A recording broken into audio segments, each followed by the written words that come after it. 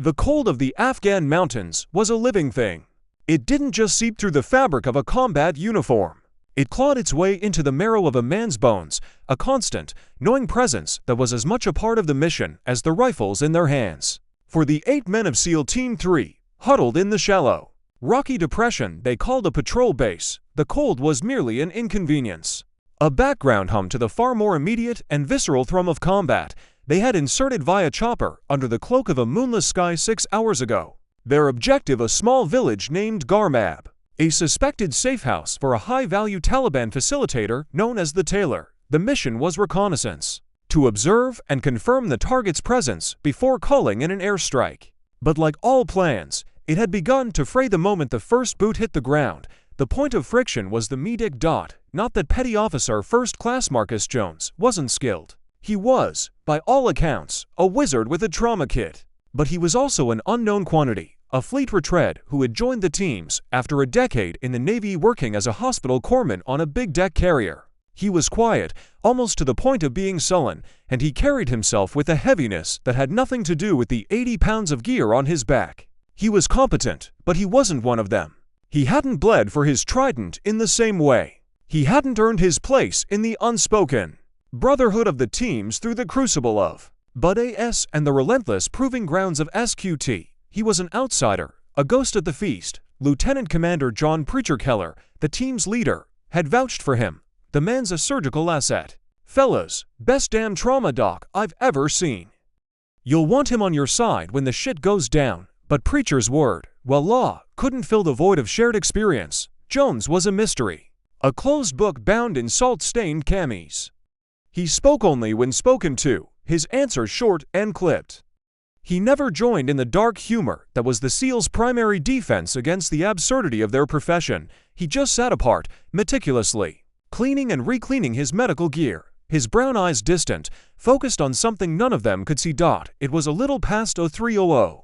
When the shit, as Preacher had so eloquently put it, went down. They were moving into their final observation position, a rocky spine overlooking the village. When the night erupted, the first crack of a sniper's rifle was a sound they all knew intimately. A sound that was the period at the end of a sentence. But this sentence wasn't for them. The round caught the team's lead petty officer, Mike Tank Sherman, square in the chest plate. The ceramic plate stopped the round, but the force of the impact was like being hit by a sledgehammer. Tank went down hard, the air driven from his lungs in a grunt that was lost in the sudden, violent symphony of gunfire that followed. Ambush. From 3 directions, the darkness spat fire. The chatter of AK-47s, the deeper thump of our PK machine guns, and the whoosh of a rocket-propelled grenade that sailed over their heads and exploded against the rocks behind them, showering them with razor-sharp shrapnel. The SEALs reacted with the speed of ingrained violence, returning fire, seeking cover, their voices calm and clipped over the comms, even as the world dissolved into chaos. Contact front. Contact right. Tank go down. Preacher was already moving, dragging a dazed Tank behind a large boulder, screaming for Jones, but Jones was already there. It was as if he had materialized from the very rock itself. He was on Tank in an instant, his hands moving with a speed and certainty that was almost hypnotic. His face, illuminated by the faint glow of a chemical light he'd snapped, was a mask of absolute focus. He checked Tank's airway, assessed the impact, and pronounced him fit to fight, his voice a low, steady rumble amidst the cacophony. "You're good, Sherman. Just a bruiser. Get your head in the game." The firefight raged for another 10 minutes, a furious, chaotic exchange in the dark. The SEALs, though outnumbered, were superior in training and tactics. They laid down a brutal, accurate fire, their night vision goggles turning the night into a green-hued world of lethal clarity. One by one, the muzzle flashes from the surrounding hillsides began to wink out. The insurgents, realizing they had bitten off more than they could chew, began to melt back into the shadows from which they'd come. Silence descended, heavy and profound, broken only by the ringing in their ears and the ragged sound of their own breathing. The air was thick with the smell of cordite and dust. "Ceasefire. Sweep and count." Preacher's voice came over the comms, laced with the exhaustion that always followed a firefight. The team began to move, checking each other for wounds. It was then that they heard the whistle.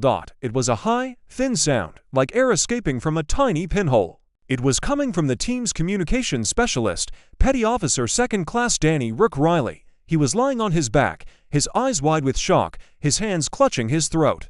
In the dim light, they could see the dark, glistening pool of blood spreading beneath him. Rook's hit. The call went out, and the team's focus instantly shifted.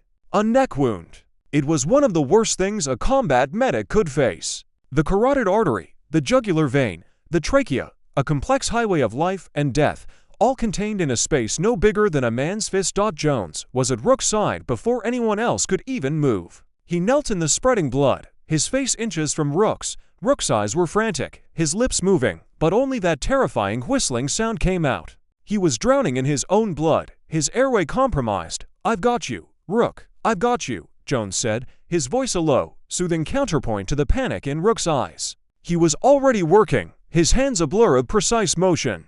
He pulled a trauma shears from his kit and cut away Rook's collar, exposing the wound. It was a small hole, deceptively small, just below his Adam's apple on the right side. An exit wound. The round had gone straight through his neck. The whistling was coming from the hole. A sucking chest wound, but in the neck. A sucking neck wound.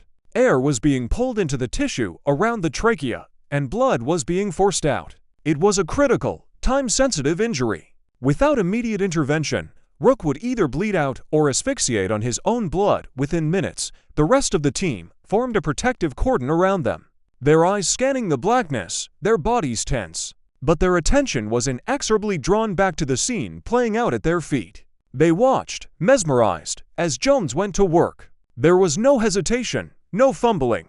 His movements were fluid, graceful even, the result of thousands of hours of practice and experience. He packed the wound with hemostatic gauze, the specialized dressing designed to stop catastrophic bleeding. He applied pressure, his fingers finding the precise points to stem the flow of blood without crushing the vital structures beneath. He then did something that made the seasoned SEALs around him flinch. He reached into his aid bag and pulled out a 14-gauge catheter, the kind used for relieving a tension pneumothorax in the chest. But instead of placing it in Rook's chest, he gently, carefully, inserted the needle into the wound track itself, just beside the trachea, aiming to create an artificial airway and relieve the pressure that was causing the whistling.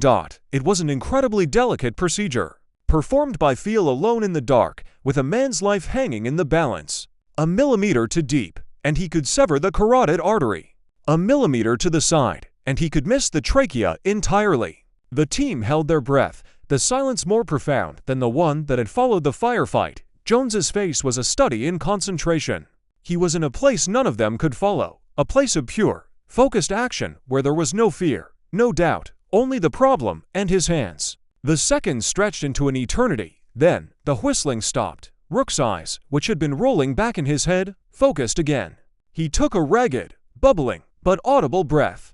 A breath of air that went into his lungs, not into the tissues of his neck. Jones had done it. He had created a temporary airway, bought Rook a precious commodity, time. "Good breath, Rook. Keep breathing for me," Jones murmured, his voice soft, almost a whisper. He continued to apply pressure, his hands steady, his gaze fixed on Rook's face, watching for any sign of deterioration. He began to prep a line for fluids, his movements never ceasing. The team stared.